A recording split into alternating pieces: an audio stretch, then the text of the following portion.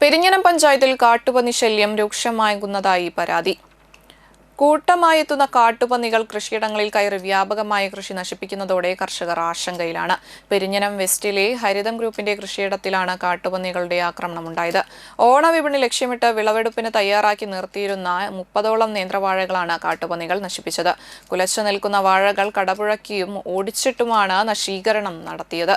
കൂർക്ക, വഴുതന എന്നിവയുൾപ്പെടെയുള്ള മറ്റ് കൃഷികളും കുത്തിമറിച്ച് വലിയ നാശനഷ്ടമുണ്ടാക്കിയതായി കർഷകർ പറഞ്ഞു.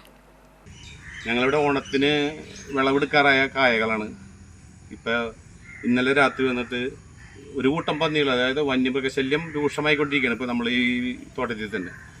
അപ്പോൾ വന്നിട്ട് നമ്മുടെ വാഴ, വെണ്ട, വഴുതന, അതേപോലെ കൂർക്ക, പിന്നെ നമ്മുടെ ഇതിട്ടുണ്ടായിരുന്നു പന്തലിട്ടിട്ടുണ്ടായിരുന്ന കയ്പ, ചരക്ക ഒക്കെ നശിപ്പിച്ചിട്ടുണ്ട്. അപ്പോൾ ഈ വന്യമൃഗശല്യത്തിനെതിരെ ഇപ്പോൾ പഞ്ചായത്തിൽ നിന്നോ കൃഷിഭവനിൽ നിന്നോ എന്തെങ്കിലും നടപടി ഉണ്ടാവണം എന്നാണ് ഞങ്ങളുടെ ആഗ്രഹം. ഇത് കൊല്ലങ്ങളായിട്ട് ചെയ്യണമാണ് ഇവിടെ ഈ വാഴന്. കഴിഞ്ഞ പ്രാവശ്യം വന്നിട്ട് 1-2 വാഴയൊക്കെ പോയിട്ടുണ്ടെങ്കിലും ഈ പ്രാവശ്യം രൂക്ഷമായിട്ടുള്ളത്.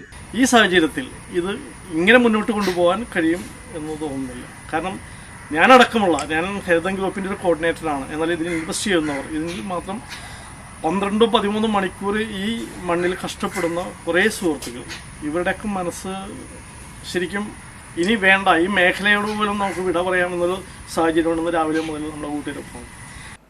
കഴിഞ്ഞ 13 വർഷമായി ഹരിതം ഗ്രൂപ്പിന്റെ നേതൃത്വത്തിൽ പെരിഞ്ഞനത്തിന്റെ വിവിധ ഭാഗങ്ങളിൽ കൃഷി നടത്തി വരികയാണെങ്കിലും ഇത്രയും വലിയ തോതിൽ കാട്ടുപന്നി ശല്യം നേരിടുന്നത് ആദ്യമായാണെന്ന് ഗ്രൂപ്പ് അംഗങ്ങൾ വ്യക്തമാക്കി.